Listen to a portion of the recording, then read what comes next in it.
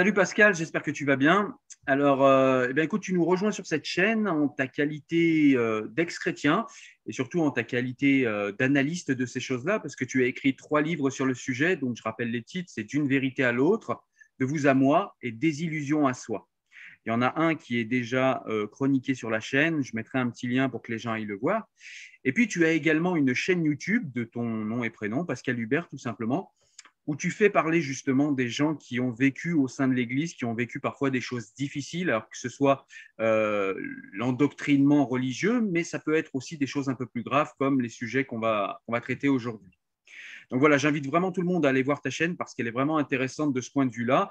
Et ceux que le sujet intéresse aujourd'hui, eh bien, ta chaîne les intéressera, j'en suis persuadé. Voilà, donc écoute Pascal, eh bien, je te laisse peut-être un petit peu présenter les choses à ta manière et en tout cas, je te remercie pour le temps que tu nous consacres ce matin. Ben écoute Cyril, d'abord je te remercie vivement pour ton invitation, parce qu'effectivement tu l'as souligné, pour moi il est extrêmement important de, je dirais, déconstruire les dogmes dont je ne m'attaque pas du tout à la spiritualité, contrairement à ce qu'on peut parfois dire, ni évidemment aux personnes qui sont croyantes et qui le restent, j'ai envie de dire, envers et contre tout. Mais en même temps, je pense parler d'expérience. Et donc, quand on parle d'expérience, je crois qu'on a du coup une certaine crédibilité à dire les choses, même si elles peuvent parfois heurter les sensibilités religieuses. Je pense qu'il y a effectivement des déviances, des dérives dans toutes les religions, et c'est quelque part ce que j'aime pointer. Alors, dans un premier temps, j'ai été extrêmement solitaire, c'est-à-dire que j'ai écrit pour me mettre au clair, c'est-à-dire que je n'ai pas du tout écrit dans l'optique d'être forcément lu, mais pour moi-même savoir justement où j'en étais par rapport à ce tiraillement que j'avais en mon fort interne, ce tiraillement entre mes propres désirs, ce qu'au fond de moi je croyais, et finalement ce que la religion catholique, puisque j'étais catholique, m'imposait effectivement de croire pour être quelque part conforme à la doxa officielle. Et donc à un moment donné, je me suis dit, mais à qui suis-je fidèle finalement? Est-ce que je suis fidèle à moi ou est-ce que je suis fidèle à l'Église? Et pourquoi rester fidèle à l'Église si de fait on se sent quelque part infidèle à soi? Donc c'est tout ce tiraillement que j'ai essayé d'exprimer au travers de plusieurs livres. Et puis ensuite, en fait, m'est venu il y a quelques mois seulement le désir vraiment très très fort de rejoindre autrui dans ses propres souffrances, dans son propre vécu, dans ses propres tiraillements.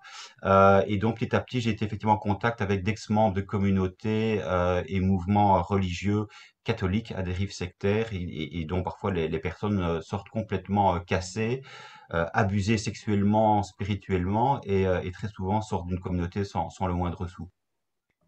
D'accord. Alors, évidemment, aujourd'hui, comme chacun l'aura vu dans le titre de la vidéo, on va parler de ce fameux rapport Sauvé qui nous parle de quelque chose comme 330 000 enfants agressés depuis les années 50. On sait que l'Église a violemment rejeté ça d'un revers de bras pendant plusieurs décennies. Ce n'est que dans les années 2010 que l'Église a commencé à dire peut-être que, etc. Alors la première question, elle va être un petit peu triviale, mais c'est est-ce que tu as, toi, rencontré des choses de ce type-là quand tu étais catholique, que ce soit autour de toi, que ce soit toi dans ton cursus? Est-ce qu'il y a eu des choses ambiguës, des choses... Et puis peut-être tu peux nous rapporter aussi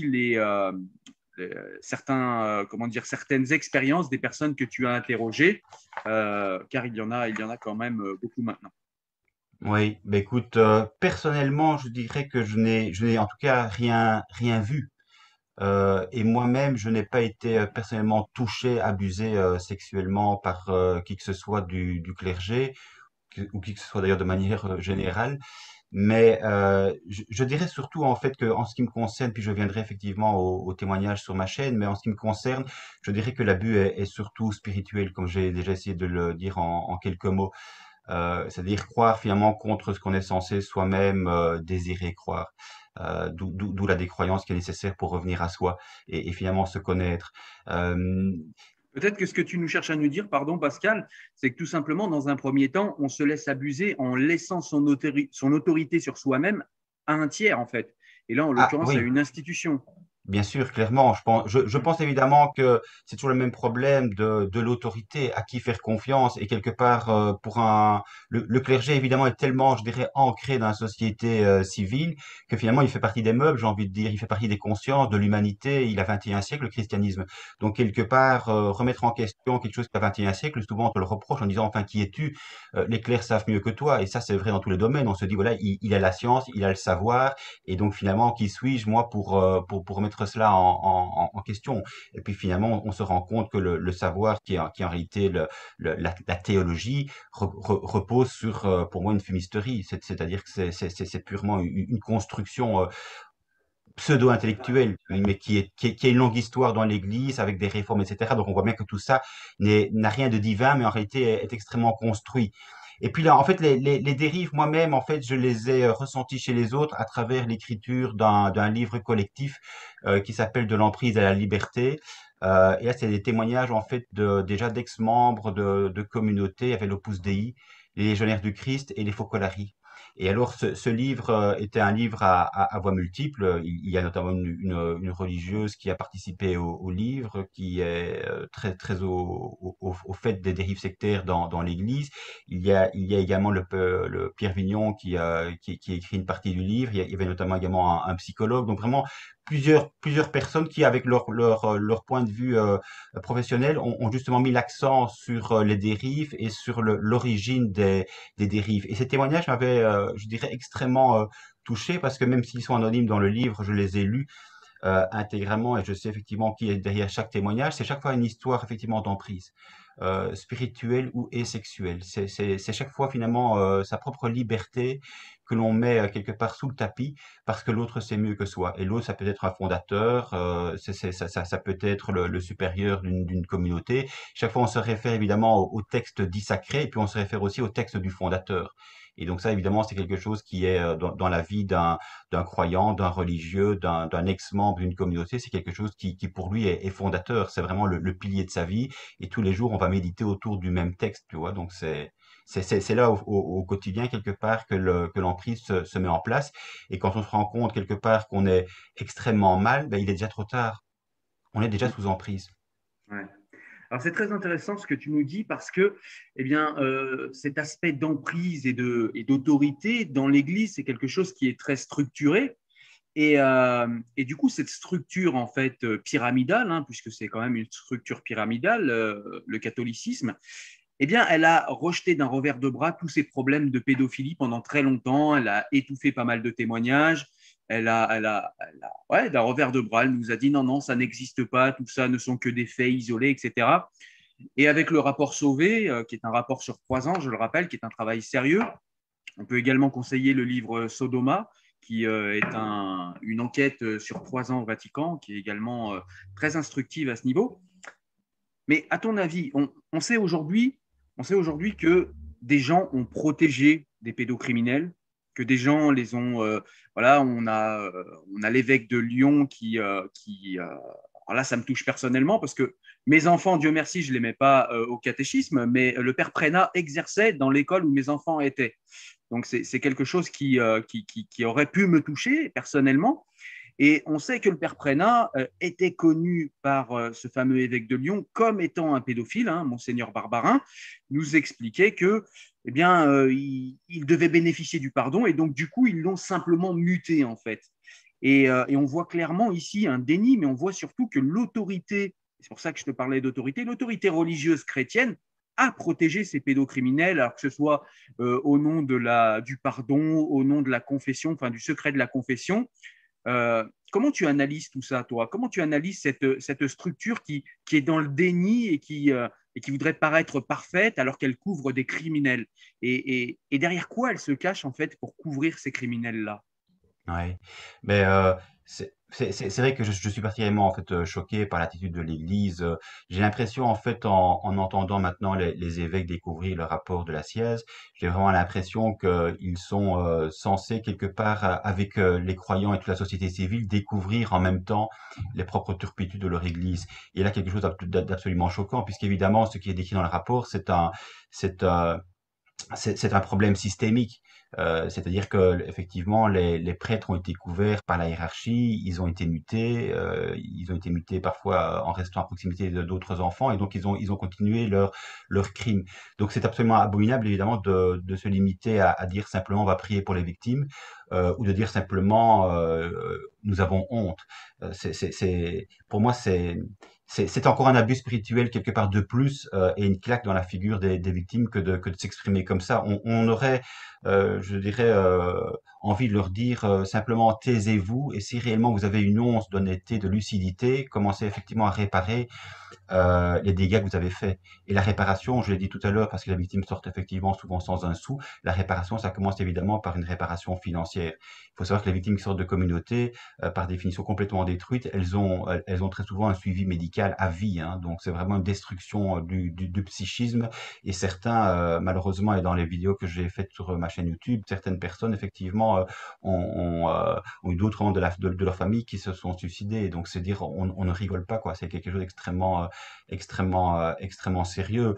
Donc, faire semblant, feindre d'ignorer, pour moi, c'est absolument abominable. Et ça montre bien en réalité, et c'est là aussi que je voulais en venir, qu'en réalité, l'Église se fout complètement des victimes. Je veux dire, c'est pas neuf. La seule chose, Encore aujourd'hui, tu effectivement, veux dire? Encore aujourd'hui, tu veux dire? oui, ben là, on voit bien avec la réaction de l'évêque, notamment Moulin de Montfort, qui disait finalement, oui, on va y réfléchir, on verra bien ce que l'on va faire. Quand il dit également, la confession, est-ce que la confession est plus important finalement que la dénonciation, on se dit, mais Que les lois de tu la étais, République, carrément. Que les oui, lois de la République. que les lois de la République. Et ça m'a fait penser un petit peu à Zineb qui disait, mais l'islam doit se soumettre en fait aux lois de la République. Et là, on a vraiment l'impression qu'on a beau une séparation de facto voulue par l'État. On voit bien que les religions essayent toujours quelque part de revenir de façon ou d'une autre et de réimposer leurs propres convictions, leur propre idéologie.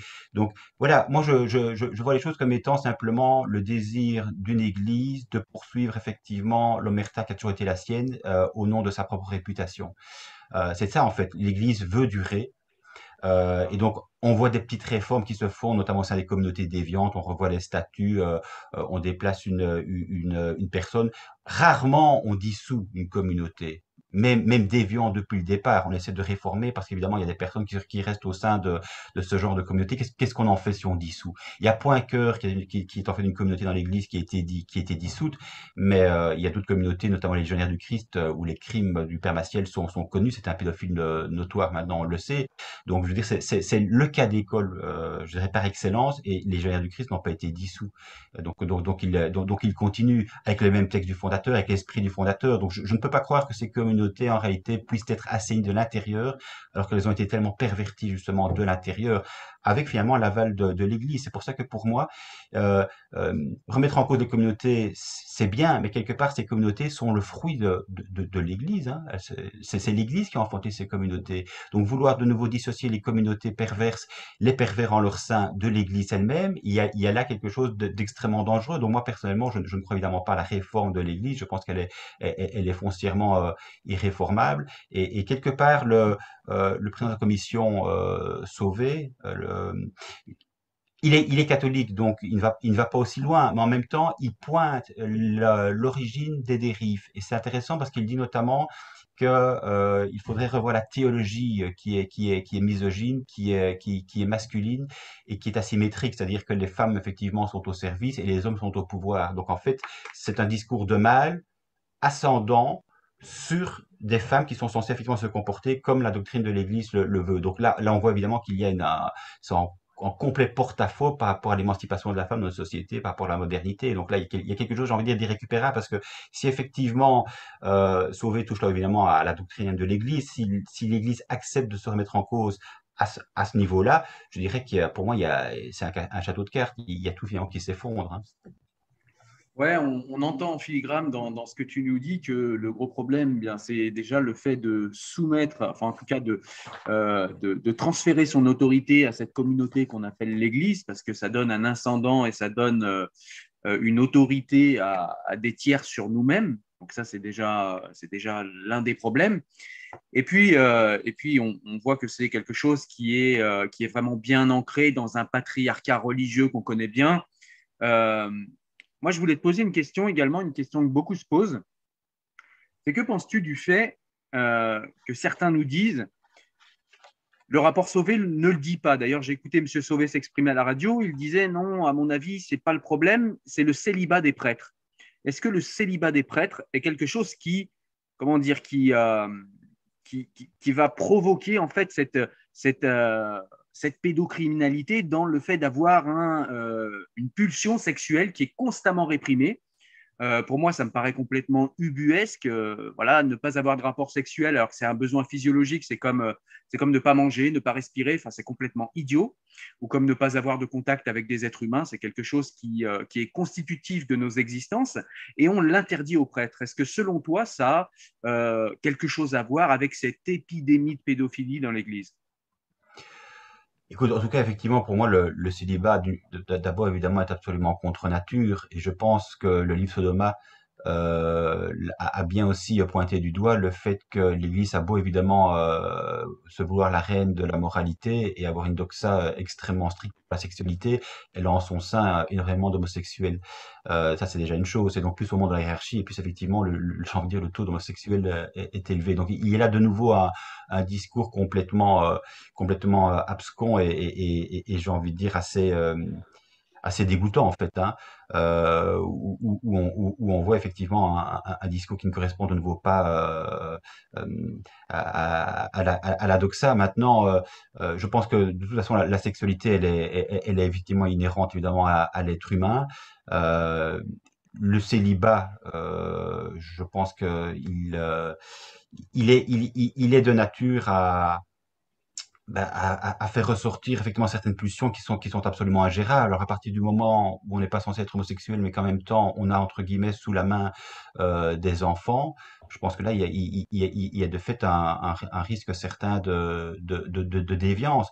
Maintenant, dans quelle mesure euh, est-ce qu'il est véritablement équilibré de croire qu'on est appelé par Dieu dans telle ou telle communauté qui s'avère le cas échéant a posteriori complètement déviante, qui est complètement cassée, dans quelle mesure effectivement tout ça n'est pas de nouveau un montage complètement imaginaire. Ça, c'est aussi une question qu'on pourrait évidemment se poser. Il faut savoir que dans l'Église aussi, le prêtre est censé avoir la grâce d'État. C'est-à-dire qu'il est censé être appelé par Dieu et que donc Dieu finalement va l'aider à surmonter toutes ces pulsions, ces tensions, ces défauts, ces péchés. Et ça, c'est aussi un problème quand je parle de péché, c'est que l'Église, en fait, au lieu de mettre de nouveau des mots justes, a tout vu sous le prisme du péché.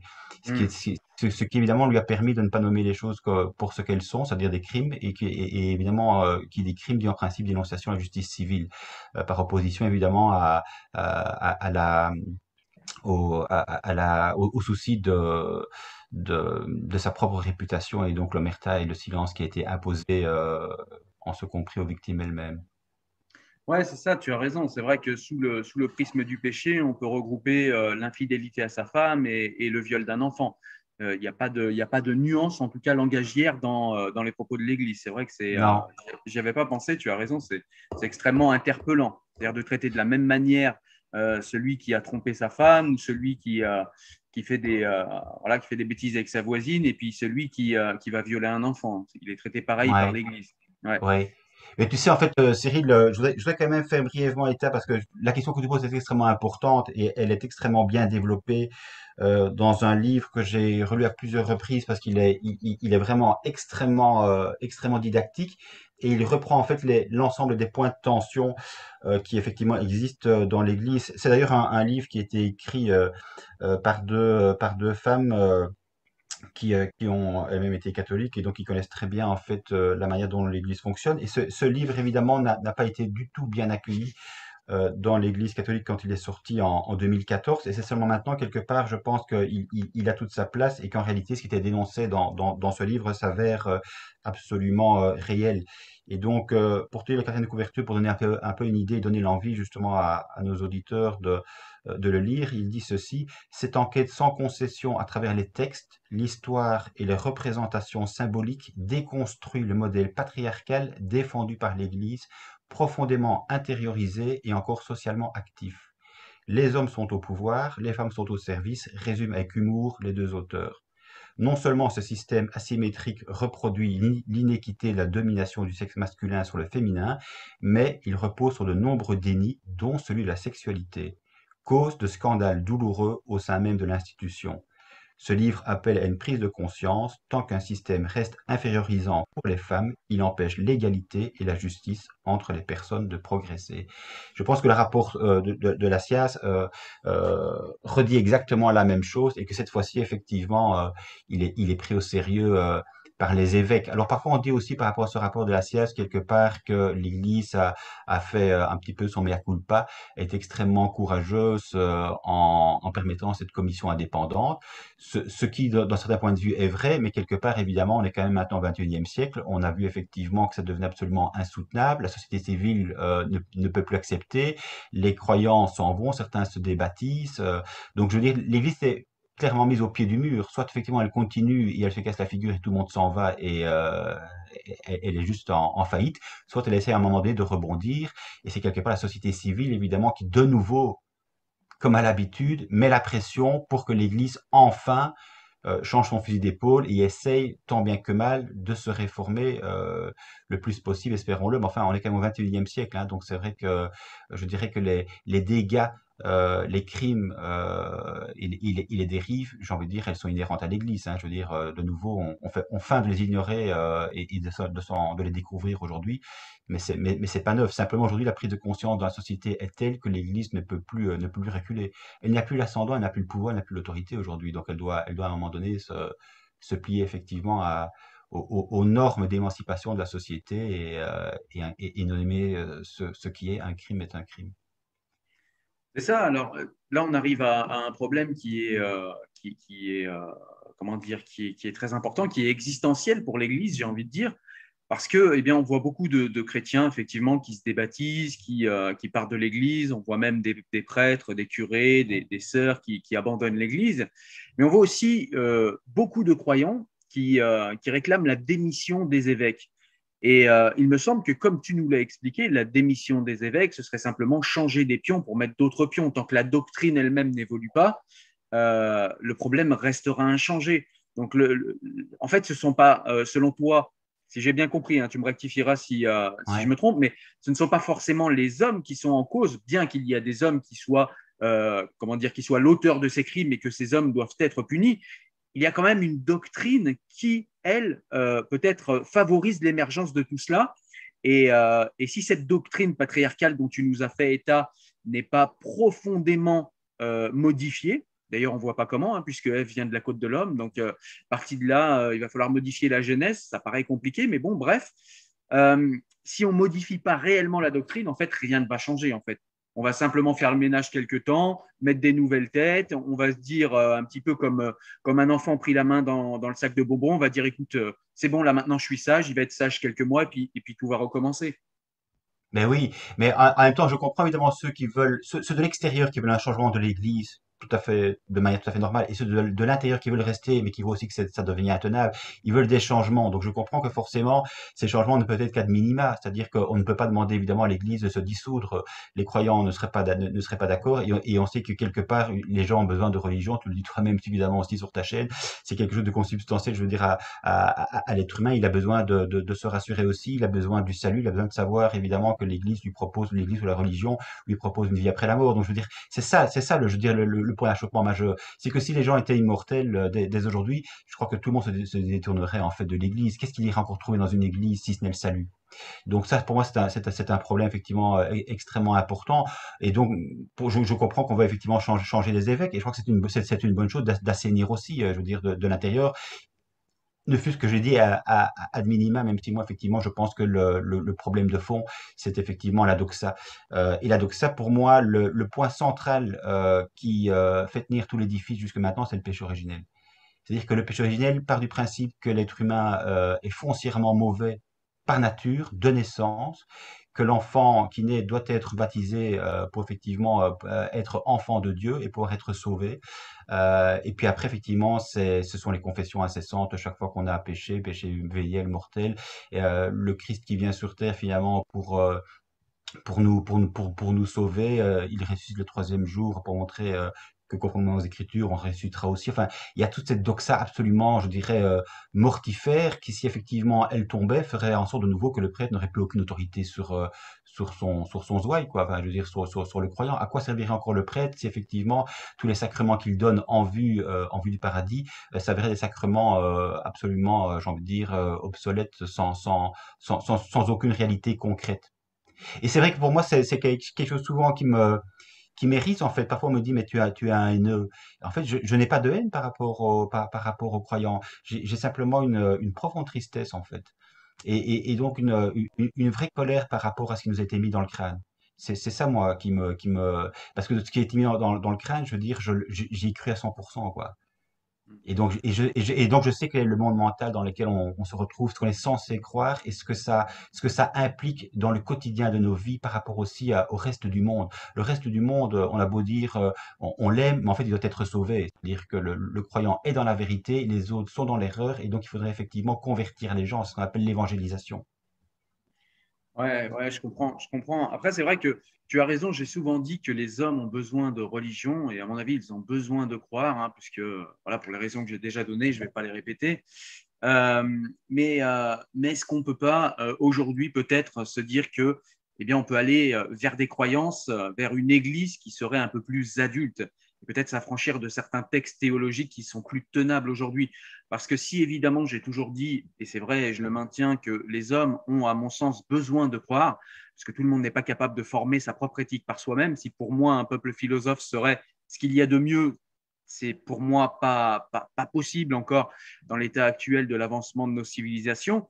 En revanche, ce qui est possible, c'est de faire évoluer des croyances et de les faire évoluer au mieux, quoi. Est-ce qu'aujourd'hui, un dogme patriarcal, qui, comme tu le disais très bien, tu l'expliques très très bien, Pascal, voilà, un dogme patriarcal qui nous explique que l'homme est le dominant, est le dominateur et est en position de pouvoir et d'autorité tout le temps, est-ce que c'est encore tenable aujourd'hui? C'est ça, on a l'impression que cet extrême-là aussi répond à l'extrême d'en face où on a une gauche progressiste, woke, on nous dit aujourd'hui, qui voudrait s'affranchir de la biologie, qui voudrait s'affranchir de tout, et on a l'impression que ces deux extrêmes aussi se répondent. C'est-à-dire Ouais. qu'aujourd'hui, on a les woke en face qui vont dire, regardez, tous ces vieux couples à l'ancienne, machin, qui refusent les trans, et ben finalement, c'est des pédophiles. Il y a aussi ce raccourci qui est aussi rapidement fait.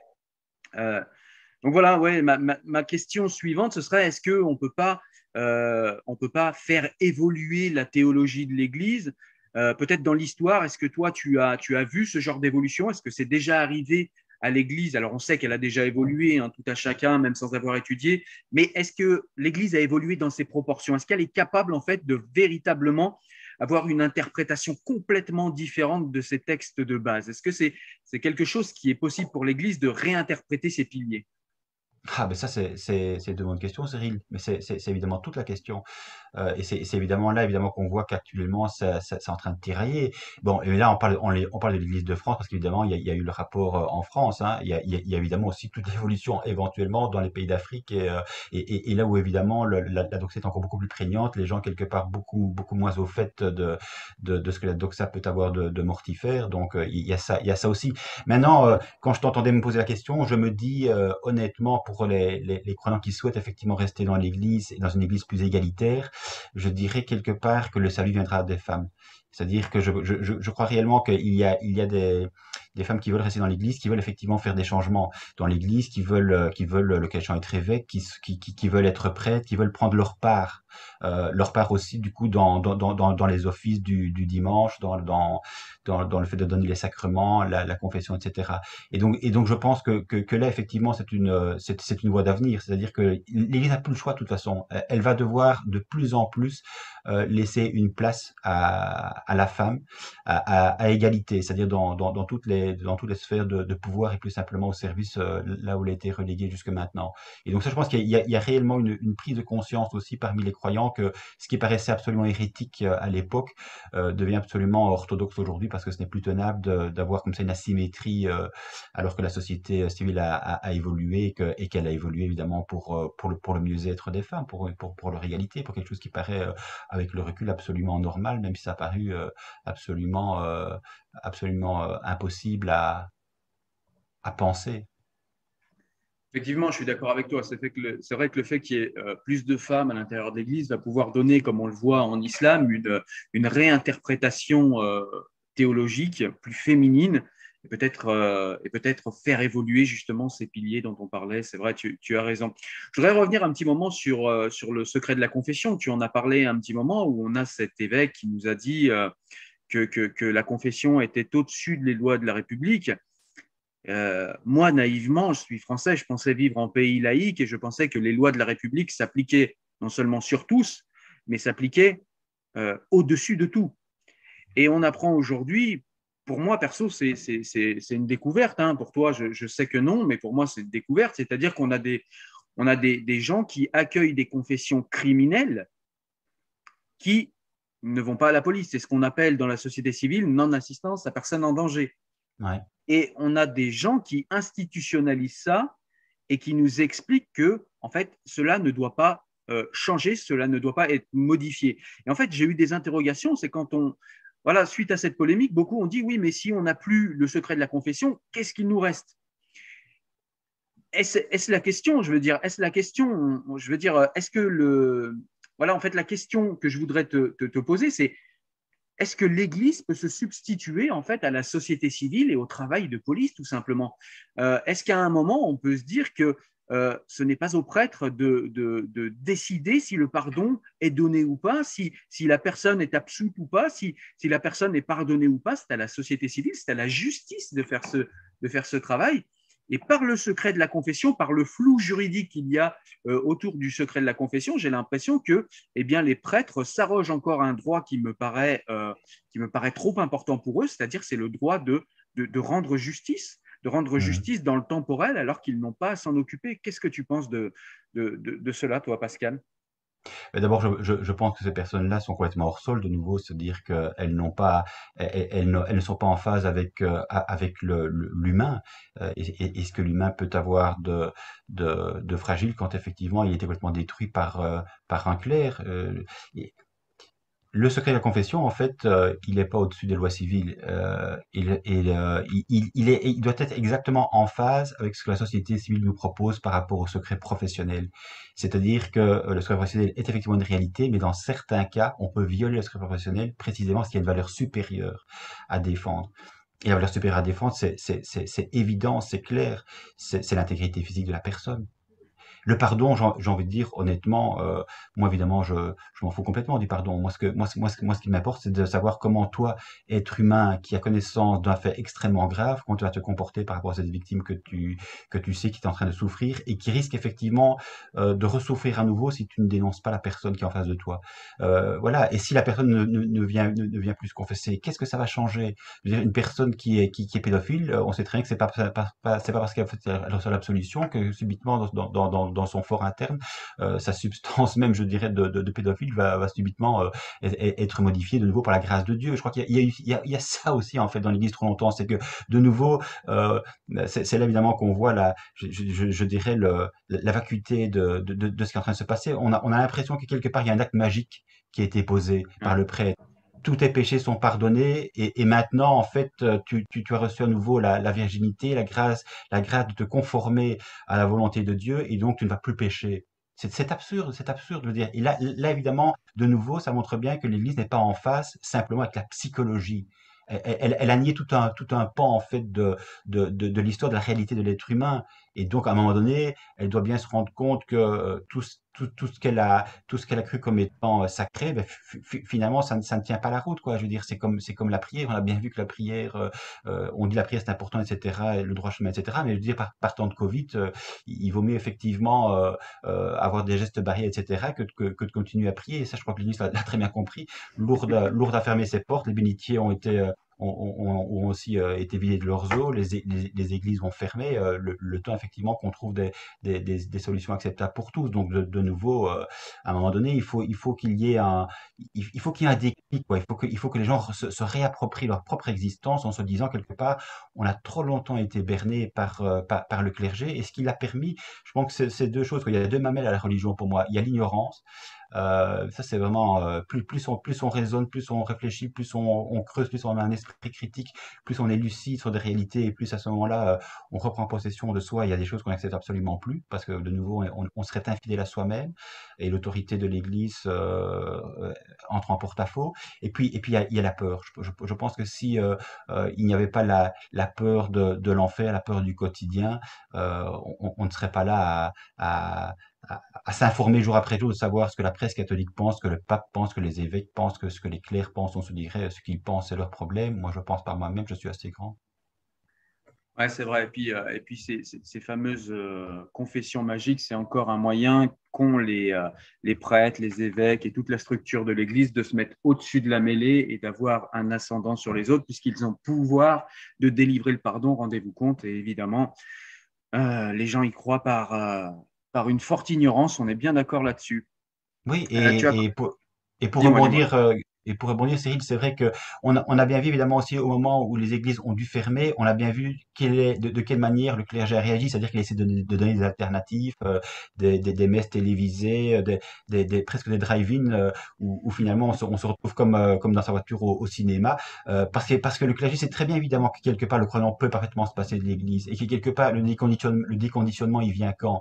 Il vient évidemment quand par la force des choses, parfois, on est retiré de son milieu ambiant. Et là, on se dit, mais je vais très bien. J'ai pas besoin d'un messe de tous les dimanches Ouais. pour me sentir bien dans ma tête, dans mon corps. Je peux parfaitement m'en passer. Et donc, l'Église, évidemment, n'a eu de cesse que de dire, bon, bah, il faut absolument que ça cesse, il faut absolument que les messes puissent reprendre. Et on a vu effectivement les évêques sortir du bois, notamment Monseigneur Jean 23, vouloir absolument faire pression sur la société civile, sur les législateurs, pour que les messes puissent reprendre au plus vite, hein. Ouais, c'est très intéressant ce que tu nous dis, effectivement. Je suis tout à fait d'accord avec toi. Ce que j'aurais voulu qu'on voit ensemble avant peut-être de parler des victimes et de leurs souffrances et peut-être des moyens qu'elles auraient pour se reconstruire, parce que tu en as interrogé certaines d'elles. Peut-être as-tu des conseils à donner. Mais il y a un dernier point que j'aimerais aborder avant cela, c'est tout simplement tous ces chrétiens, notamment le pape, qui nous expliquent avoir honte. Mais est-ce que la honte, c'est pas encore une façon de se dédouaner et de se payer de mots, en fait? Parce que la honte, c'est bien joli, mais ça n'engage à rien, la honte. Nous, on ne veut pas savoir qu'ils aient honte ou qu'ils aient pas honte. Nous, ce qu'on veut, c'est que ça change, et surtout qu'il y ait une analyse rationnelle de qu'est-ce qui a engendré déjà, de tels comportements et ensuite un tel laxisme face au crime. Et ça, ce travail, eh ben, je le vois. Alors, mis à part le rapport Sauvé, évidemment, c'est le but de ce rapport, mais on voit quand même peu de, comment dire, d'analyse, oserais-je le mot pour l'Église, d'analyse sociologique nous expliquant, ou d'analyse psychologique nous expliquant qu'est-ce qui s'est passé, comment ça a pu intervenir d'une manière aussi endémique au sein de l'Église. Et comme tu le dis, on est au courant de ce qui se passe en France et plus largement dans les pays occidentaux, parce qu'il y a des États forts et une société civile qui veille avec des gens qui regardent ça, oui, une société civile qui met la pression à l'Église, mais partout dans le monde où l'Église est présente, où il n'y a pas d'État ou peu d'État, où l'État est très faible, on imagine que ça doit être quelque chose d'énorme au niveau de la pédophilie.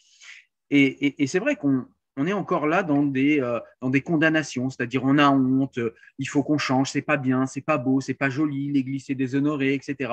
Chacun y va de son petit mot, mais on n'a pas d'analyse d'une sur qu'est-ce qui a engendré ça précisément, et de deux, qu'est-ce qu'on va faire précisément pour que tout cela change. Et aussi peut-être question connexe, comment on va, alors tu en as parlé un petit peu, comment on va indemniser les victimes, alors voilà, au niveau financier, mais voilà précisément comment ça va se passer. L'Église, voilà, se paye de mots, je trouve, pour l'instant. Je ne sais pas ce que tu en penses. Ben oui, oui, ben la honte, je dirais évidemment, c'est quelque part encore, finalement, c'est vrai que l'Église, très longtemps, a estimé qu'elle n'avait pas évidemment à avoir honte, à s'excuser. Donc déjà, avoir honte, c'est déjà, j'ai envie de dire, pour beaucoup, énorme, alors qu'en réalité, c'est le basique. Enfin, c'est le basique surtout quand on sait évidemment que la charité est censée être première, et que aimer son prochain est quand même censé être quelque chose de fondateur, hein. Aimez-vous les uns les autres, on nous le répète suffisamment à longueur de messe, donc c'est effectivement fondateur.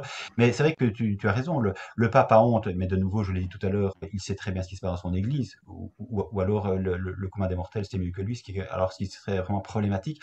Les évêques ont honte, hein, effectivement, Barbarin avait aussi honte, Et s'il avait su, il aurait agi forcément. Et de Montfort maintenant aussi, il a dit il a honte, mais on apprend aussi dans l'actualité toute récente qu'apparemment lui aussi a couvert euh, des actes de pédocriminels et que finalement le prêtre en question a simplement été déplacé. Donc de nouveau, on est je le disais tout à l'heure, avec des personnes qui sont absolument hors sol, qui quelque part ont une fonction, une autorité, une aura pour certains encore, et qui veulent la conserver envers et contre tout.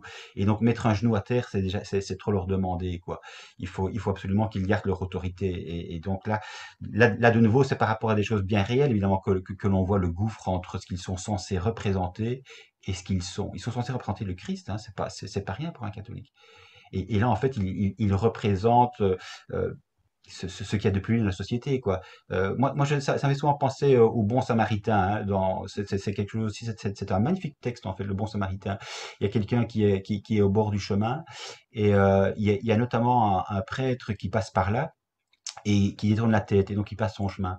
Et finalement, c'est un Samaritain qui n'a pas la foi comme le clerc qui va le prendre en charge, qui va le prendre sur son âne, je pense, qui va le déposer à l'auberge, qui va dire à l'aubergiste, voilà, autant de pièces d'argent pour prendre soin de lui, pour le rétablir, lui donner à manger, etc.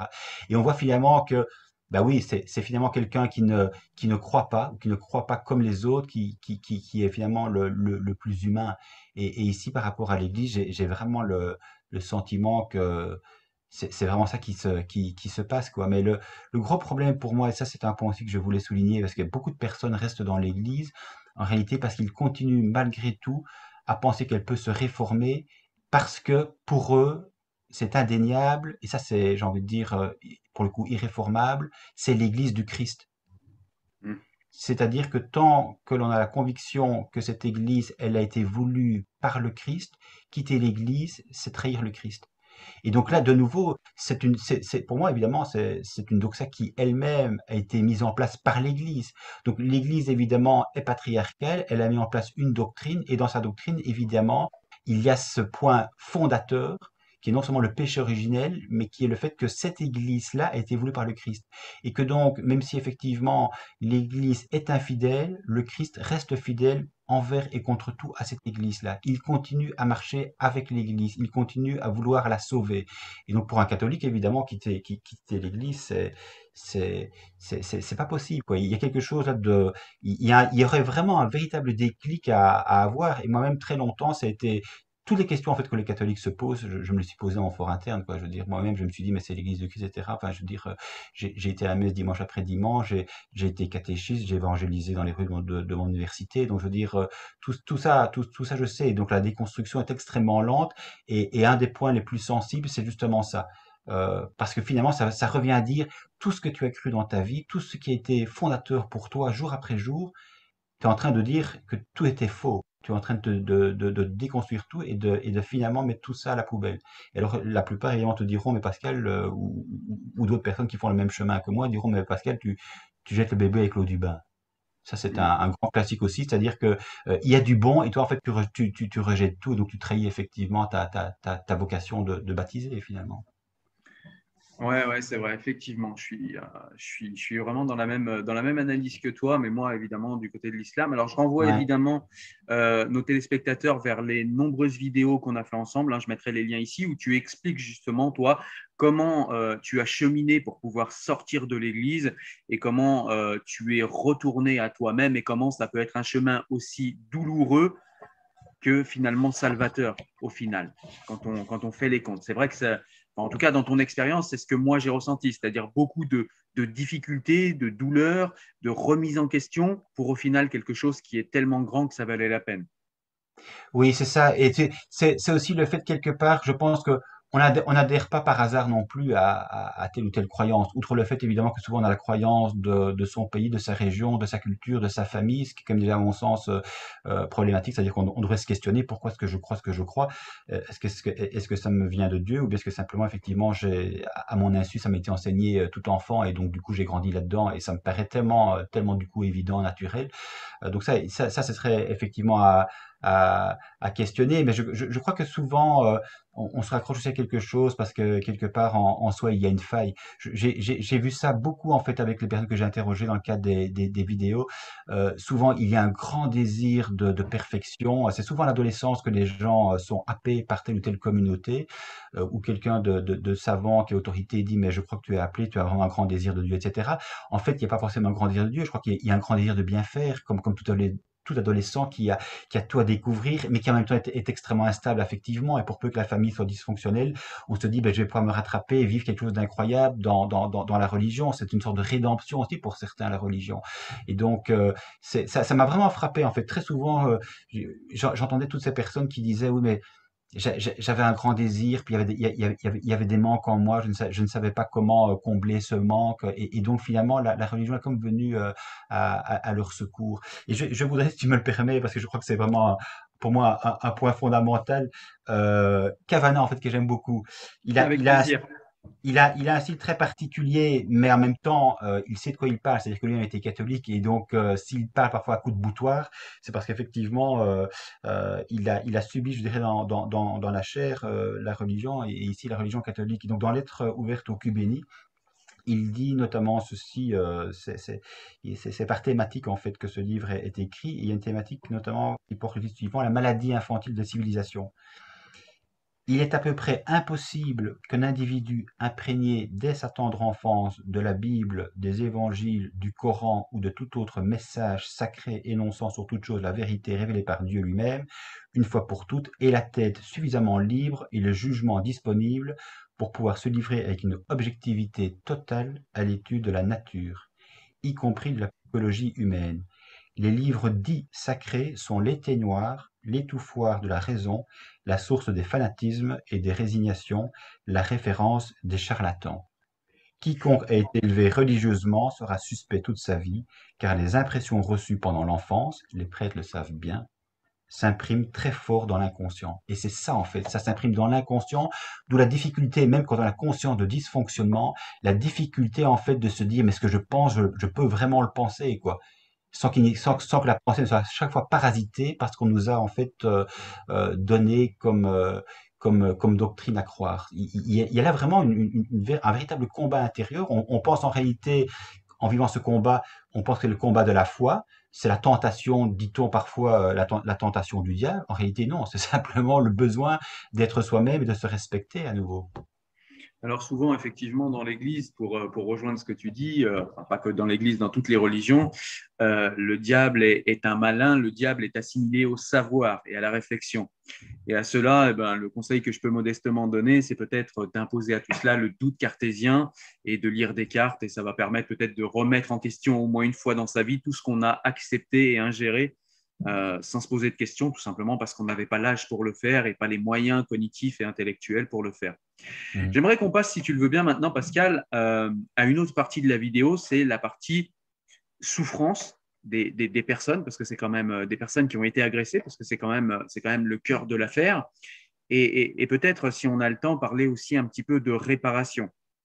Parmi les témoignages que tu as recueillis, qu'est-ce que tu peux nous dire de ce que des crimes qui ont été perpétrés sur ces croyants, de ce que ça a fait à leur vie, de ce que ça a fait à leur être, de ce que ça a fait à leur chair, à leur psyché. Voilà, comment vivent ces gens, comment ils vivent ce traumatisme en fait. Alors là, c'est compliqué avant de parler à leur place. C'est un peu brut, hein, je suis désolé, mais Oui, non, non, non, mais c'est parce que c'est une question évidemment absolument essentielle. Ce qui me frappe évidemment, c'est qu'il y a des personnes qui ont mis 20, 30, 40, 50 ans en fait avant de pouvoir s'exprimer. Et parfois certains en fait ne s'étaient jamais exprimés avant et m'ont fait, je dirais, le plaisir et la confiance de s'ouvrir de leur propre souffrance. Ce qui moi me touche évidemment énormément parce que je sais que la parole elle est parfois extrêmement dure à prendre parce que la société, parce que l'Église ne reconnaît pas, parce que les communautés ne reconnaissent pas, et la plupart des ex-membres quittent leur communauté vraiment par la porte de derrière. C'est-à-dire qu'en fait, on dit oui, tel frère, telle sœur est partie, elle est simplement transférée dans une autre communauté ailleurs. Donc, ouais. donc, tu vois, il y a véritablement une chape de plomb qui s'installe sur la victime, qui doit avoir le courage de briser cette chape de plomb et elle est ostracisée, c'est-à-dire que par rapport au reste de la communauté, elle n'existe plus. Donc, on ne va pas dire au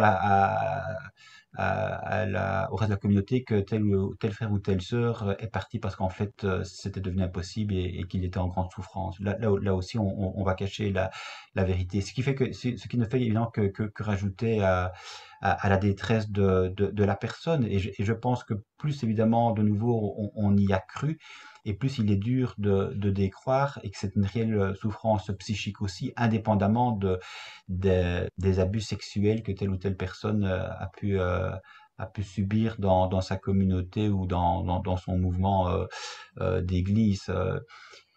Donc c'est interminable. Et c'est vrai que je me rends bien compte, et souvent les gens me le disent, ils me disent, bon, là j'ai l'air d'avoir repris pied, finalement ça s'est bien passé avec toi, l'échange, mais c'est pas parce que je souris dans la vidéo que je suis en pleine forme au quotidien, quoi. Donc ce sont des réelles souffrances qui subsistent. Souvent les personnes restent extrêmement dépressives, extrêmement fragiles, avec des réminiscences qui peuvent surgir en fonction de telle ou telle parole, tel ou tel événement auquel elles seront à nouveau confrontées. Donc, c'est des blessures à vie, hein, souvent. Je veux dire, c'est pas des choses dont on guérit comme ça d'une cuillère à peau. Et pour certains, je pense que la tentation du suicide reste aussi une réalité. D'où aussi le fait que je suis profondément choqué quand j'entends simplement ce que tu disais tout à l'heure, que les clercs ont honte.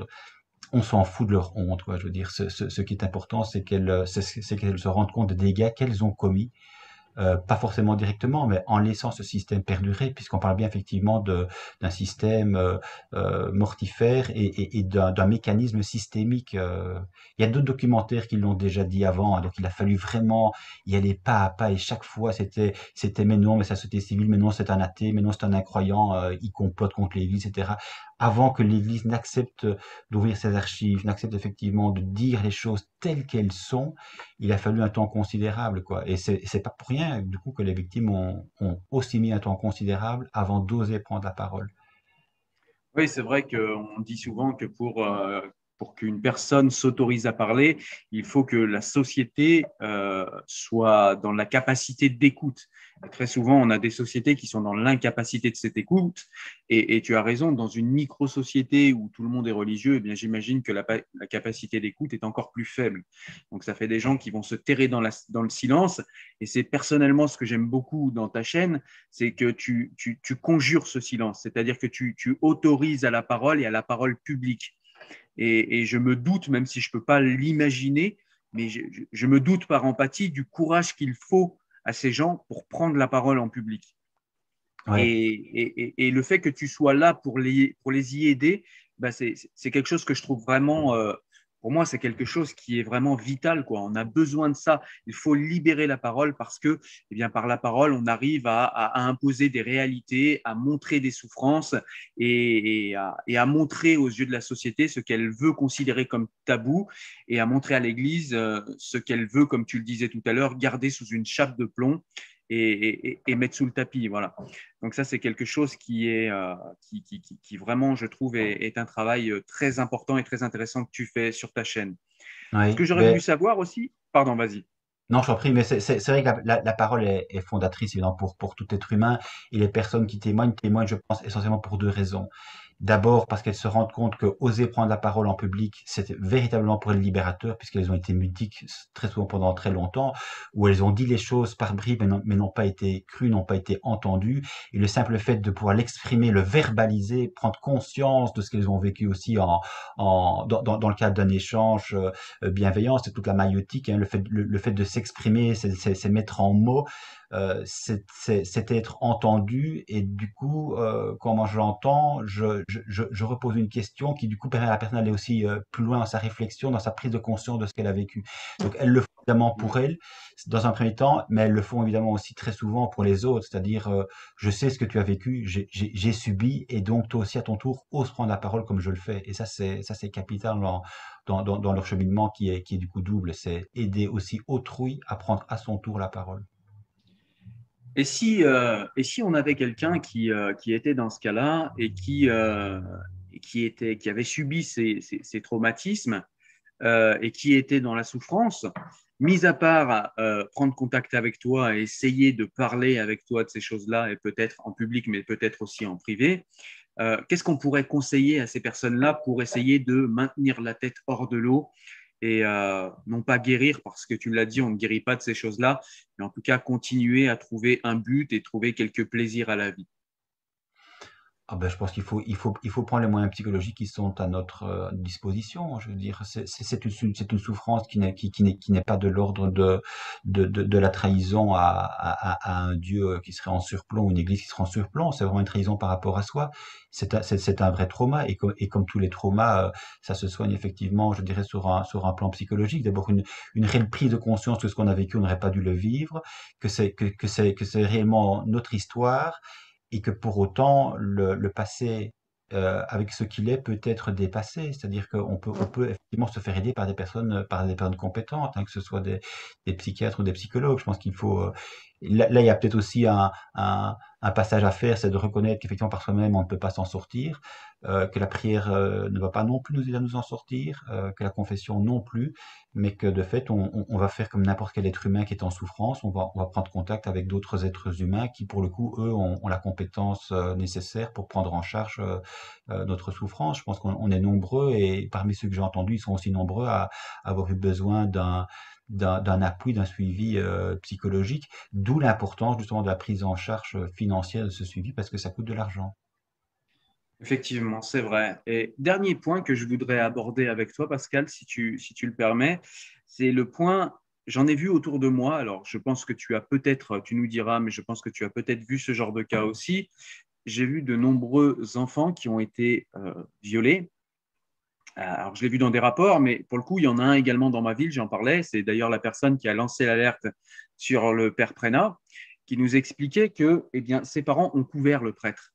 C'est-à-dire que ses parents n'ont pas voulu dénoncer. Et quid de ses parents? Quid de ses parents? Parce qu'à mon avis, les victimes, si vous avez des parents qui disent non, mais il a juste un peu péché, voilà, on va lui pardonner, etc. Puis toi, l'enfant, tu as peut-être un peu cherché aussi qu'est-ce que tu as été faire sur ses genoux, qu'on Ouais. a une structure aussi puissante que l'Église qui nous dit non, non, mais ces faits n'existent pas. On se terre dans le silence, c'est une chose, mais on se terre, à mon avis, j'imagine, dans la honte. Alors, déjà, je pense qu'il faudrait dépasser cette honte et surtout rejeter la honte sur les véritables personnes qui doivent avoir honte et qui commencent timidement à nous le signifier, comme c'est le cas du pape, comme on le disait tout à l'heure. Mais enfin, comment est-ce possible au XXIe siècle d'être endoctriné à ce point qu'on laisse son enfant se faire violer et qu'on ne le dénonce pas et qu'on explique à l'enfant que, bon, dans le meilleur des cas, avec des parents aimants, c'est pas très grave, tu vas t'en remettre et puis on va pardonner au prêtre et puis Dieu se chargera de tout ça. Et dans le pire des cas, c'est de ta faute, mon enfant, qu'est-ce que tu as été faire sur les genoux du prêtre?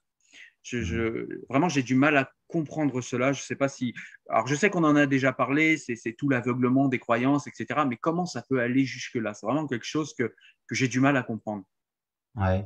Ben, je dirais que l'enfant, évidemment, il est pieds et poings liés à ses parents, hein. C'est-à-dire que si d'office il sait, il devine, après avoir essayé de parler, de dire les choses, il devine qu'il ne sera pas entendu, pas cru, et qu'en réalité, effectivement, c'est l'abuseur qui va être couvert et pas l'abusé, l'enfant, il n'aura pas la force, évidemment, forcément, d'aller au-delà de ce que les parents ont mis en place comme chape de plomb. Et les parents, parfois eux-mêmes, évidemment, sont catholiques, sont extrêmement aussi soucieux de ne pas porter atteinte à la réputation de l'Église, et donc ils participent de certaine façon à l'omerta que l'Église elle-même a instaurée. Mais l'Église est aussi responsable, évidemment, de l'attitude des parents. C'est-à-dire que c'est l'Église elle-même qui exige des parents le silence, d'une certaine façon. C'est l'Église elle-même qui impose l'omerta. Et dans les personnes que j'ai effectivement interrogées, il y a des personnes qui ont été de fait abusées par des proches. Certains avaient dans leur famille des prêtres, notamment un oncle, et le prêtre, effectivement, était invité aux fêtes de famille, il prenait l'enfant sur ses genoux et il mettait sa main sous la jupe. Et cette dame en particulier me disait, c'est pas possible quelque part que mes parents, que personne n'ait rien vu, Donc effectivement, en fait, tout ça, ça s'instaure aussi, je dirais, de manière très vicieuse, très imperceptible, hein. Et donc, c'est un peu, j'ai envie de dire, comme une grenouille qui serait dans l'eau. La température de l'eau monte petit à petit. La grenouille, en fait, n'a pas la présence d'esprit de se dire qu'à un moment donné, il va falloir quitter l'eau parce que sinon elle va effectivement mourir complètement ébouillantée, quoi. Donc il y a cet ordre-là, c'est-à-dire que on se laisse finalement à son propre insu, on se laisse avoir et finalement on ne voit plus l'intolérable devant soi, c'est trop tard. La prise de conscience, c'est quelque chose de difficile souvent et remettre en question de nouveau l'autorité, un membre de la famille, un prêtre, quand on est soi-même catholique, on voit bien toute la difficulté que ça génère et ça participe effectivement à l'omerta que l'on connaît et qui est seulement en train de se fissurer maintenant, je le répète, après 21 siècles, quoi. Il n'y a rien de neuf sous le soleil, j'ai envie de dire, dans l'Église. Et comment analyses-tu, toi, le fait que certains nous disent que effectivement, l'Église doit se réformer, mais en fin de compte, ce qui se passe dans l'Église au niveau pédophilie, c'est tout simplement le reflet de ce qui se passe dans la population, ni plus ni moins. Alors, on y a répondu déjà en partie en disant que dans la société civile, déjà, on n'a pas des gens qui couvrent par l'omerta, on n'a pas des gens qui couvrent des criminels par le secret de la confession, on n'a pas des gens qui donnent l'absolution, donc ça, c'est déjà des différences qui sont notables. Au-delà du fait que quand on est dans l'Église, on est censé être dans une structure divine, donc par définition, elle ne doit pas ressembler à la population, elle doit être au-dessus. Donc on voit que ce n'est pas le cas, elle n'est pas au-dessus, mais on nous dit, certains chrétiens encore, un petit peu dans le déni, que ce soit des chrétiens de culture ou des chrétiens comment dire, de religion, de foi, dans cette guéguerre qu'il y a un petit peu une guéguerre théologico-civilisationnelle entre l'islam et la chrétienté, ils nous disent non, non, mais ça suffit, arrêtez de taper sur l'Église. Ce qui se passe dans l'Église, c'est ce qui se passe de toute façon dans toute la société civile. Et finalement, ni plus ni moins. Et c'est une manière encore un petit peu plus malhonnête de dire circuler, il n'y a rien à voir. Comment tu analyses ces comparaisons, toi, Pascal? Bah écoute Cyril, je dirais c'est pas le problème. Le problème, c'est que vous êtes posé en exemple pour le reste de l'humanité et que donc on peut effectivement légitimement s'attendre à ce que vous soyez à la hauteur des exigences que vous portez sur le reste de la société. C'est un simple bon sens, une morale de bonne aloi.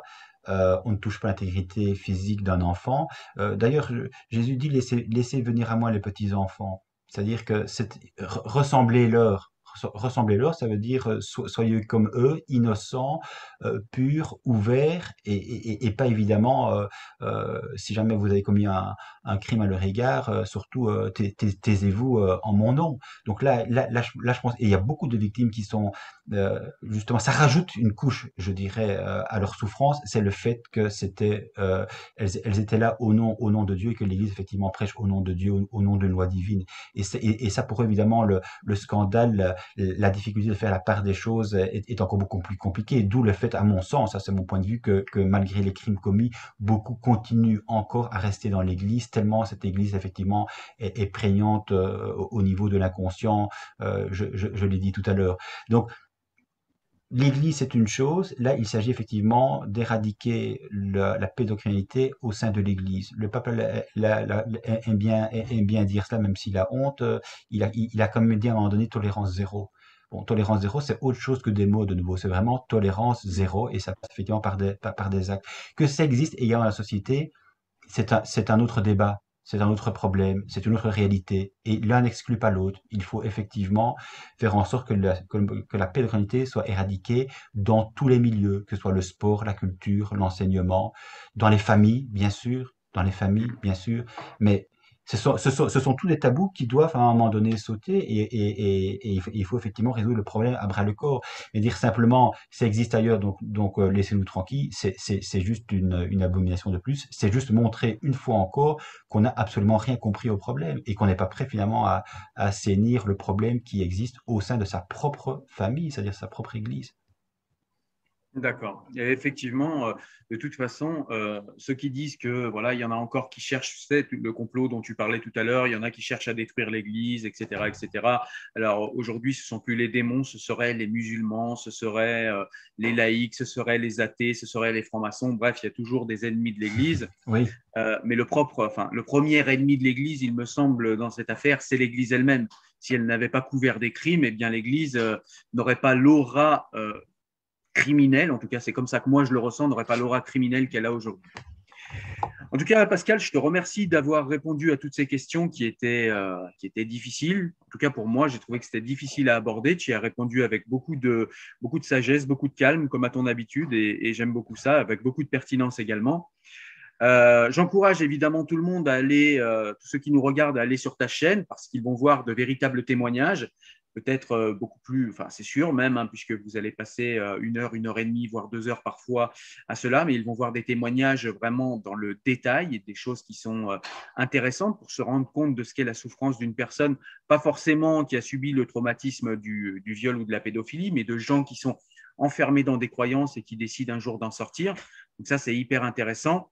Et évidemment, je renvoie tout le monde vers tes livres, qui sont des livres vraiment très intéressants, même si je n'ai pas lu le dernier, Pascal, pas encore.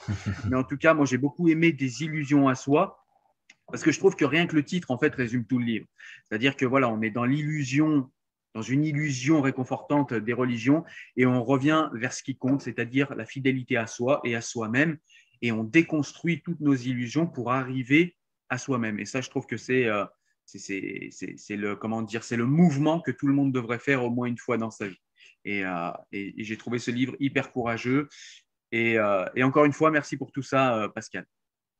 mais écoute, Cyril, un grand merci de m'avoir offert cette opportunité parce que je pense que c'était important de donner la parole pour qu'effectivement elles puissent rejoindre les victimes et que les victimes puissent se relever à travers ce type de témoignage parce que c'est vraiment important. Elles sont vraiment centrales dans ma démarche. Donc un grand merci à toi.